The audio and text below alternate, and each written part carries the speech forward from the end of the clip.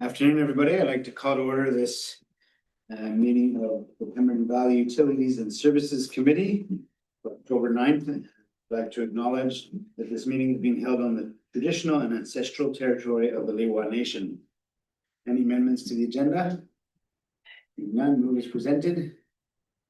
Mr. Cannon, seconded by Director Matt. Any opposed? Motion carries. We have it closed. Rise and report. We have nothing, so we'll go right to our delegation.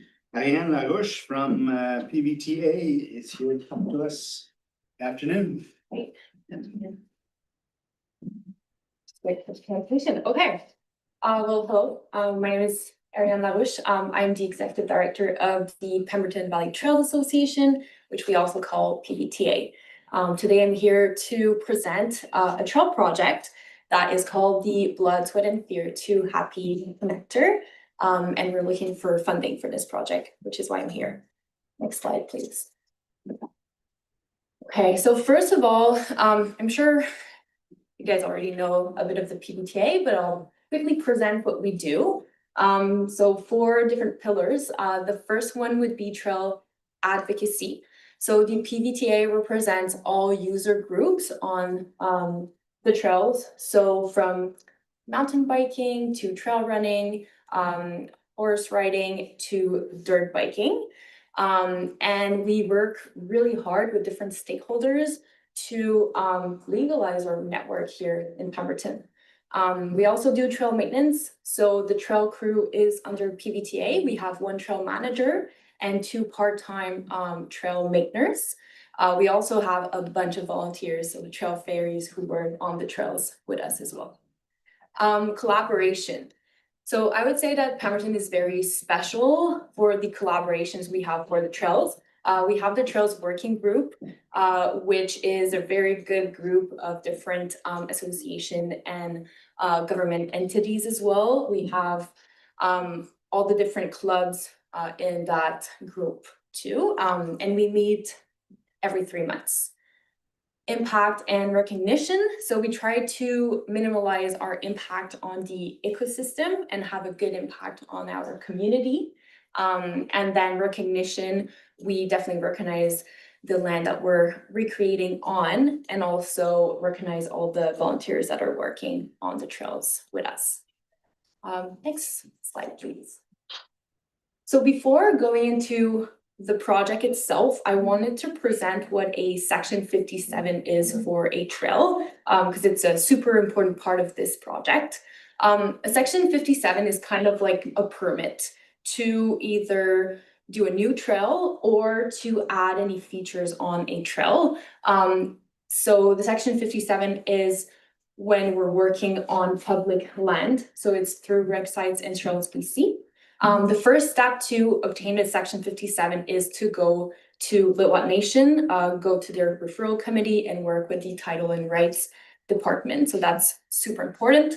And then we'll do any kind of like environmental studies, archaeological studies as well, and work with other associations such as the Pemberton Wildlife Association to go and see what species are on the trails or on the landscape.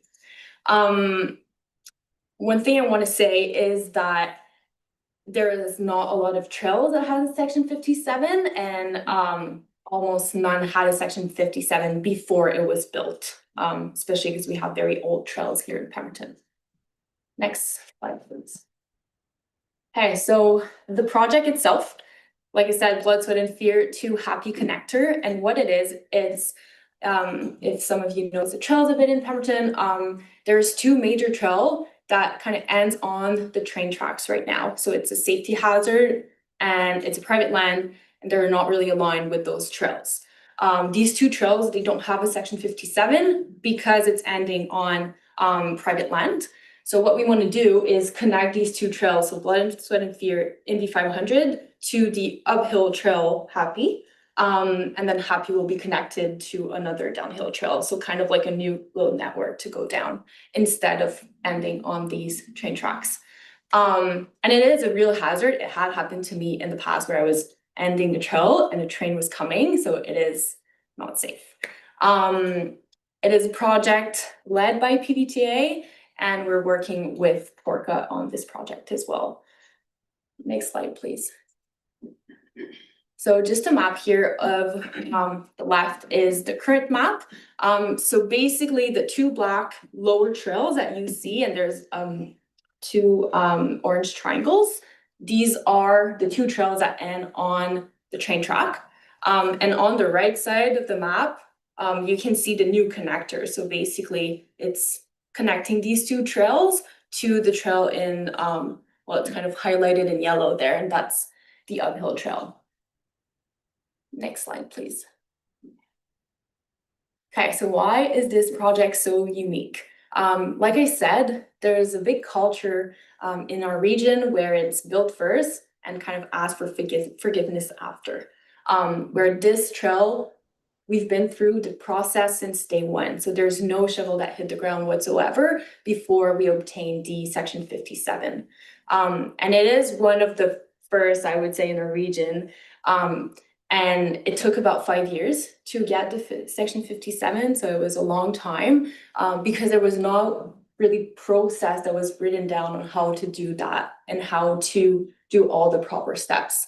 Again, because it's a very unique place to be for trails.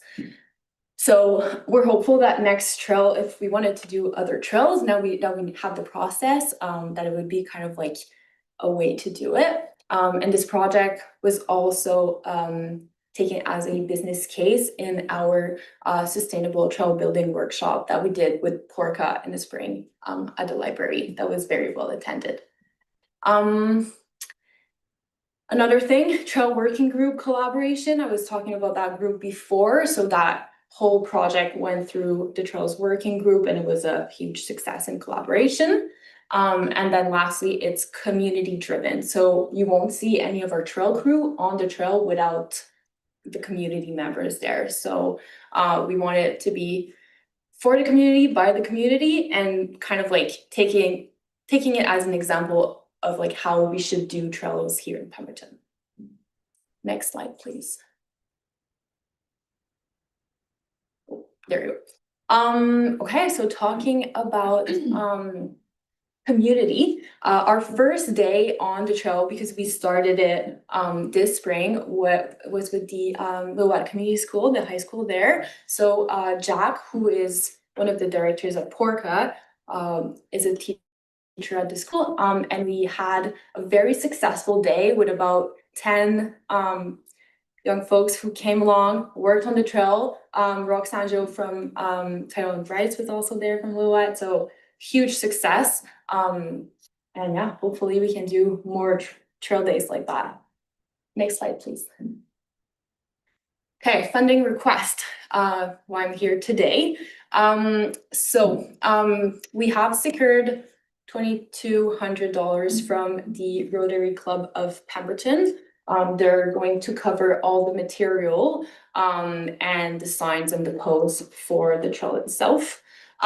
We did apply for funding to cover other costs. So it's not the first time that I do this presentation, but this year has been very hard with local funding. Very good projects in our region right now. So unfortunately, we're not successful with another grant that we went for. So I'm here for $5,800, which would cover the trail ceremony. So once the trail is done, we want to do a trail ceremony with Lillooet council and elders. We also want to have, some refreshments or stuff for people who are going to come to the ceremony. So trail safety, arborist should come on the trail to look at any big trees that would maybe need to be cut down. That would also be done in collaboration with the Wildlife Association for sure. And then the other one is volunteer management. So I was talking about the fact that it's community driven, but we still need people from PVTA, from our trail crew, to be there to make sure that we're following the right, path for the trail. We need to be careful with, the ecosystem, snakes and whatsoever. So our trail manager needs to be there on those days. And then from our association, we have in kind, so about 100 hours of volunteering. Next slide, please. If we were to be successful with the PDIF, we would for sure do social media posts. So you guys would be recognized at any social post that we would do for the trail, so the trail days, the ceremony when we're going to do the grand opening as well. Add a logo on our website, send any photos of trail days that we're doing, and then we could also add a little blurb on our newsletter. That's it for me today. Awesome. Thank you so much. Thank you. Any questions? Questions? All good? No, I have a couple. I have one. Okay. So, and this is a wonderful thing. I fully support it. So we just have to figure out the funding. It's later on in our. Yeah. Okay, go ahead, Dr. Kent. So I just have a couple of questions. One, you said that you've started already building the trail, right? So how does that work with section 57 then, if you've started already?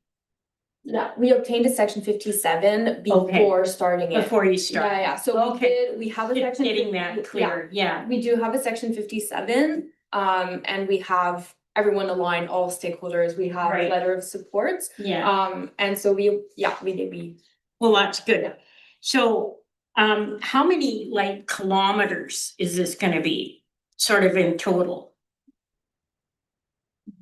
Good question. I think it's about, I would say between 200 and 500 meters. So it's not that long. Okay, yeah. Yeah. But it is from scratch and going through. So it took a very good amount of time to decide where the connector was going to be. Right. At which kind of like altitude. For the location and. Yes, because it's going through a lot of like rock rolls and we really wanted to do like minimal impact on what course, was there, yeah. right? But there's some sections that are a bit of a challenge, so that's why it's definitely taking some time to build the connector. Yeah, even if it's not like a super long trail. Right. Yeah. So is this mountain biking only, or is it also safe for people to hike? Some people do, well, I would say that it's mostly mountain biking, but we do have trail runners on our mountain biking trails. Okay. That's for sure, yeah. And there hasn't been too much conflict with that? That's No, great. No, Yeah. officially, I would say Happy, like a lot of people will hike Happy, because it's an uphill. So usually if you trail run, you're actually faster than a bike that's going uphill if it's not an e-bike. And then downhill, I would say that our trails are a lot of people use them, but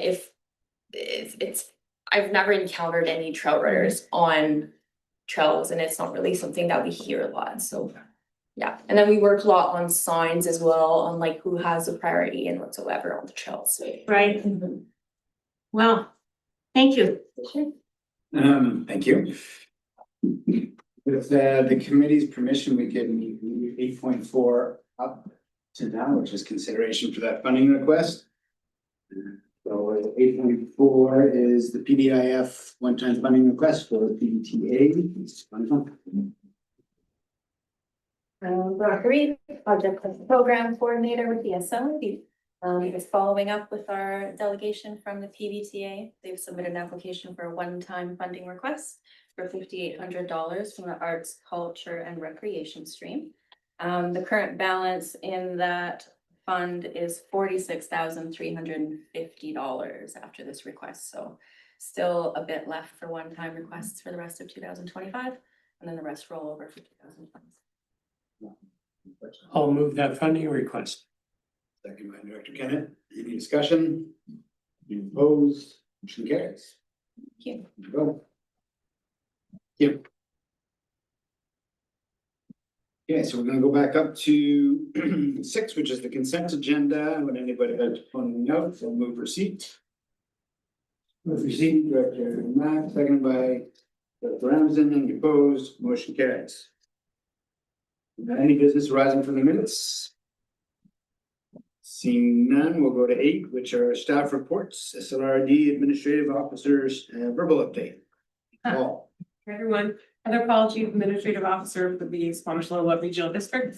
I just not like report, just want to recognize that we have signed the recreation transfer agreement.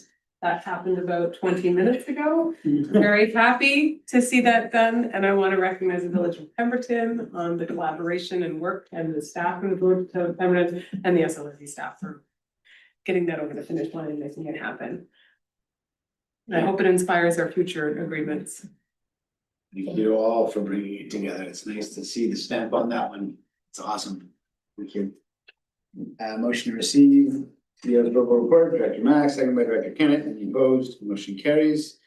VOPCAO verbal update. Ms. Tracy. Yes, Elizabeth Tracy, Chief Administrative Officer for the Village of Pemberton.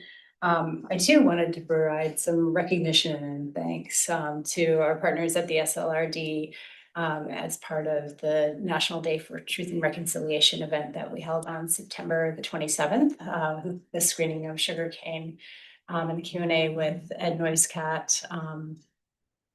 It was a small but mighty event, beautiful and intimate evening of listening, learning, and sharing. And I guess I would encourage everyone in the community further to events of this nature, as you so articulately said at the event, Heather Paul, that when you hear these opportunities, make sure you tell your friends and that you bring people along. Because it just creates a great opportunity, greater opportunity for reciprocity and the opportunity to build trust and to learn. So, thank you. Motion received. Director Kennett, second by Director Mack. Any opposed? Motion carries. We're on 8.3, which is the 2025 second quarter financials. Oh, Colin. Good afternoon, everyone.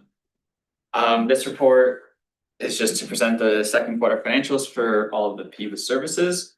A majority of these services have just a single contribution amount to the organization who runs that service. So those are pretty low risk of having any shortages. However, for the two more complex services, Pemberton Refuse Grounds and Pemberton Valley Recreation Trail Service, both are trending under budget as of Q2. So nothing concerning to report, and I'm happy to answer any questions that they may have on the financials. Good job. To the report, questions? I'm not seeing any. Motion to receive the second quarter financials, Director Max, second by Director Kennett. Any opposed? Motion carries. Great, thank you. Okay. We did 8.4, so we're on a 9, which is Director's Report, Indoor Recreation Options. That's me. And I just wanted to, so it's a good segue from CEO Paul's just comments about the rec service transfer. As part of the transfer, we have committed to undergoing a master planning process for recreation, arts, and culture. That way it'll plan a future that we can agree on, and it doesn't, it'll allow for solid future budgeting. And so that's one of the agreements. And that is a process that will cost some money because it'll be consultants involved and will take some time. And totally on board to see, I'm anxious to see that happen. In the meantime, one of the things that's been going through my head is that there may be opportunities in the near future to leverage. I won't be super specific about that, but there may be opportunities to leverage where we can perhaps start looking at building some indoor recreation options in partnership. Obviously this partnership, but also in partnership with the One Nation, I would hope. There's some mutual interest there and some desire to explore options like a pool. And it's a conversation we have in the community over and over. Every few years it pops up. People are like, we want a pool, and then we do a survey or we cost it out.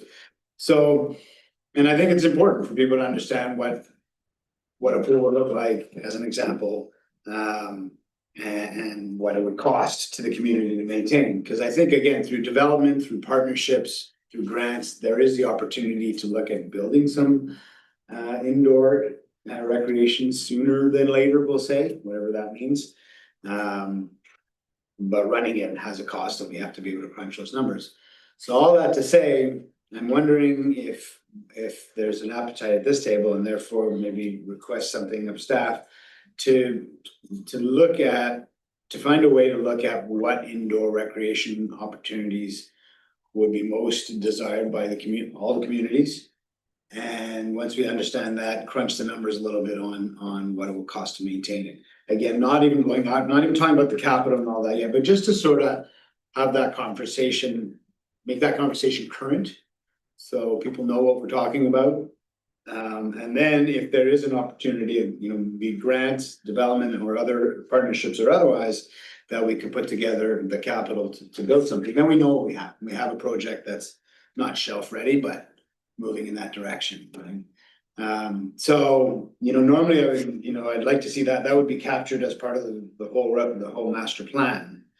But if the whole master plan is gonna take a couple of years, let's say, to complete, I'm wondering if there's an appetite, and I don't want to know what it looks like, I'm just sort of bringing it to you guys for your thoughts. If there's an appetite to combine forces in some way and do a little bit of a survey and a little bit of a number exercise in terms of what some indoor recreation options would look like. Yeah, I agree with that to the point that I think what we have to do is, because more and more people are asking for these amenities. But the fact is, do we have the tax base? And we don't know that. So that's what we gotta find That's out. part of the exercise. Do we have the tax base to actually, if we did get the money from grants wherever, do we actually have the tax base to staff and maintain a facility going forward? And I know with Lillooet, they're kind of hampered by investing money off reserve. So we'd have to clarify that. Absolutely, Yeah. those are all So, things we'd have to, yeah. 100%. So, yeah, I think it's a good idea to flesh it out and see, because then after that's done, we can either say to the electorate, yes, folks, it's manageable, or no, folks, it's not. We'll talk So about the numbers. there like it that. is, right? Yeah, Side. yeah. You want So- to pay that? Yeah. But and it's interesting because, we've done this exercise, I think it was, what did we decide, 2014 was the last time? So, yeah. I think it was 2014 was last time. So obviously numbers have changed and we have a whole bunch of new people in town who are Yeah. wondering the same questions. But totally agree, that's part of the half of the exercise is crunching those numbers. And the thing with the whole recreation master and arts and culture master plan is that it incorporates, outdoor recreation and arts, and it incorporates how they're connected through trails, like through access. And all those elements, which are really important, playgrounds, all those sorts of things in the community. This is a little more specific to just indoor opportunities, which again. Because the fact of the matter is, you're probably talking tens of millions of dollars to put a facility together, right? I remember back in 2014, what you're talking about, Councillor Blundell at the time, at an all candidates meeting, somebody had asked that question, why can't we have this, why can't we have that? And his comment was, you can have whatever you want, you just have to pay for it. And then everybody kind of started thinking about that. Oh, okay, so. Yeah. Well, obviously, been in this community since 1986, and I've been to lots of roundtable meetings, people looking at recreation and have wonderful ideas and so on. And yeah, I think we have to move forward. The community is wanting some of these things. Maybe it doesn't have to be quite such a grand scale. Like, there's a lot of communities our size that have a great outdoor heated swimming pool. That might be a doable, like for, certain amount of months of the year kind of thing, maybe. And then, build it so that it can maybe be incorporated into an indoor facility or whatever. That's just an example of what I'm saying. Lots of small communities, way smaller than us, and way less money that, you know, that we have little arena hockey programs.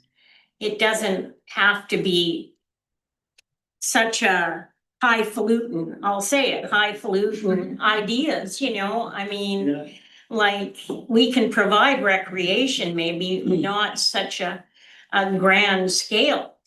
Yeah, absolutely, it doesn't have to be a masterpiece building or whatever, like it's a functional building that will. And I think the idea would be, as a next step, would be to sort of ask staff from the three communities to, first of all, make sure really what is interested in doing this, and would be to then go to our communities with a pretty simple sort of, what would you like to see most for next for indoor facilities, and then again, including arts in there so that, you know, there's the ability to maybe have a stage or a theater of some sort. And put those options down, whether it's heated outdoor or whatever, and get a sense of what the community would like to see us explore a little bit further. Narrow that down, put a little bit of cost to it if we decide to take the next step, and then we have something to just sort of look at. Yeah, I think like communities within, like, there's probably answers, right? Like in Squamish, how much does it cost to run there? I mean, You know, and Lillooet, on a much smaller scale, but a community about the same size as. they're a good example because they've struggled to keep it open over the years, right? And they still are. They still are, they've got to fundraise within their own community Yeah. on top of taxation. And that's just an arena they have, they don't have a No, they have pool. a pool. Oh, do they have a pool as well? And it's the same thing, there's training lifeguards, there's all these things that have to be considered, and we can get there. Yeah, To me, I just wanted to feel out with this group to see if there was a desire to explore it. I wouldn't put any more specifics to it. I'd sort of turn over to Yeah. staff to say. oh, I'm sure there's, What a survey look like, how would you see it move? sorry, But Thanks, just for the clarifications, I think what would be here is a recommendation to the board to direct SLRD staff. Just when I hear this, I also hear, well, could this be in front of the master planning process, the first step that of the consultant to inform, so we don't make it separate and it Mhm. actually. There's some Absolutely. economies of scale there, so I think probably a loose recommendation to the board, not loose, a tight recommendation to the board. Directing SLRD staff to work with the village of Pemberton to find the best process that can survey the public and inform them on interest in affordability. Jesus. Yeah. That's great, that's a great start, yeah. Mike, is there a ballpark figure as to how much the study itself is gonna cost? We haven't even gone there, this was No. just again, when. Okay. To make sure that Yeah. if you guys were like, no, we don't wanna do that, let's just wait for the master plan, then. No steps have been taken by staff, but we weren't gonna go there. Since there is an appetite, For sure. we'll make the motion as Heather recommended. That staff work together and I'll go to Elizabeth here in a second, and then. The idea would be they come back with some options how to do it. Mhm. Just wanted to see if you wanted to make sure and include Lillooet in the motion. And well, I was thinking that, and I was also wondering, like, since we're now, as of 20 minutes ago, running recreation, did we just, you're the convener on that, so. That can be part of our motion, but let's put it part of the motion, because it's better anyway. That's an. Hesitation? Well, I think it's something we do in our everyday work. And Lillooet can decide, well, I'm good either way, honestly.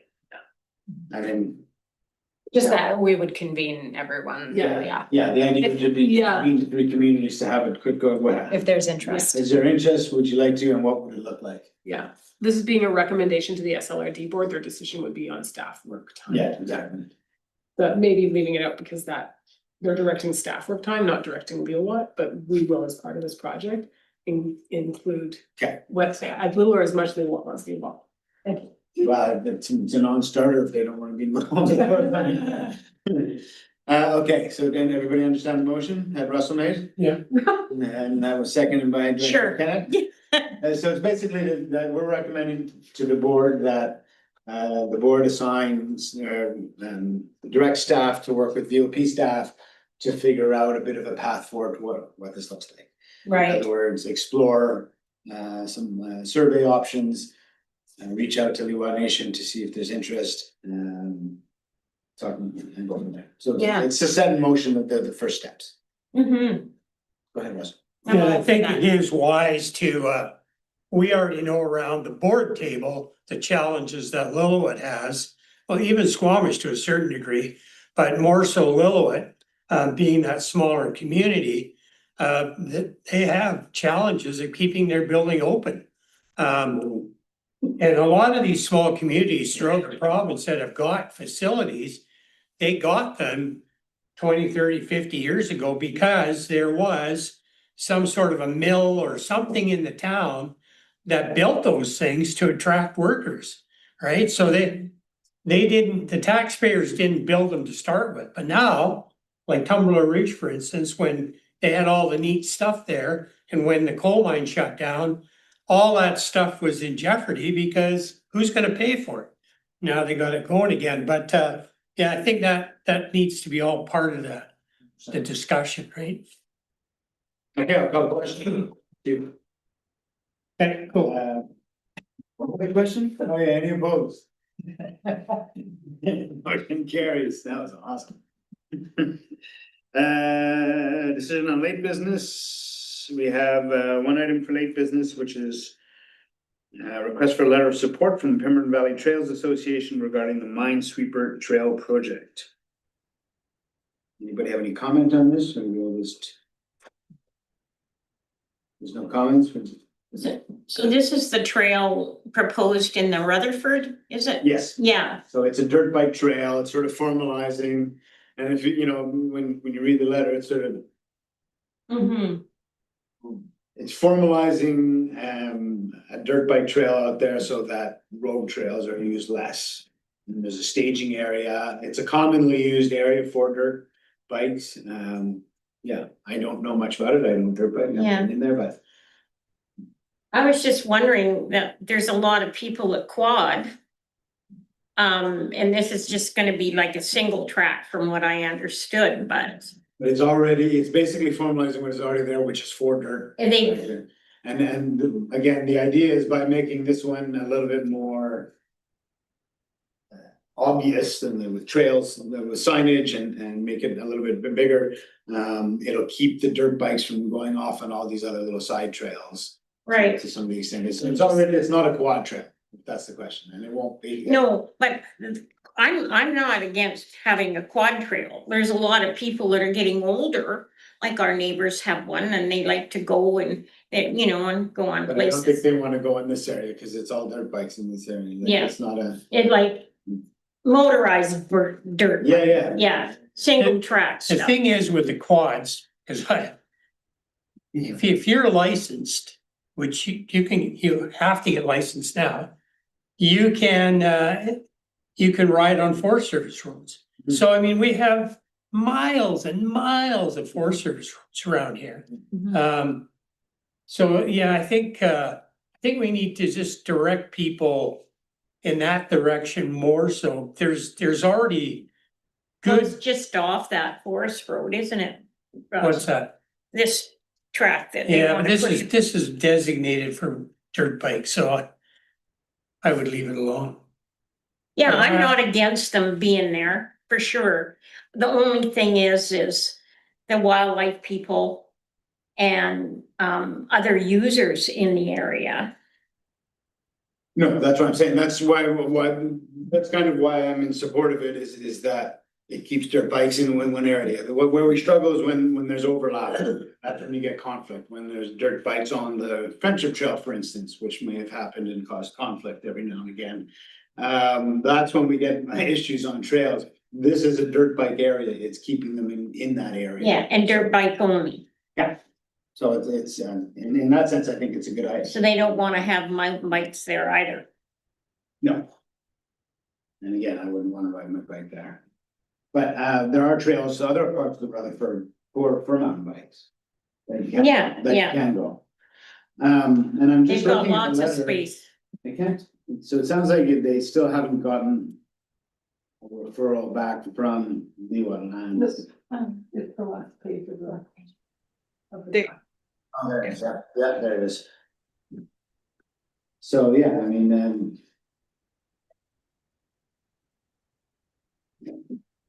there's no problem, with resources, I'm happy to provide a letter of support. The rest of the committee is. Anybody? Let's write a letter of support. Moved by Director Mack, seconder. Director Ramsden, any opposed? Motion carries. Director's notice of motion. Motion adjourned. Second by Director Mack, any opposed? We're adjourned.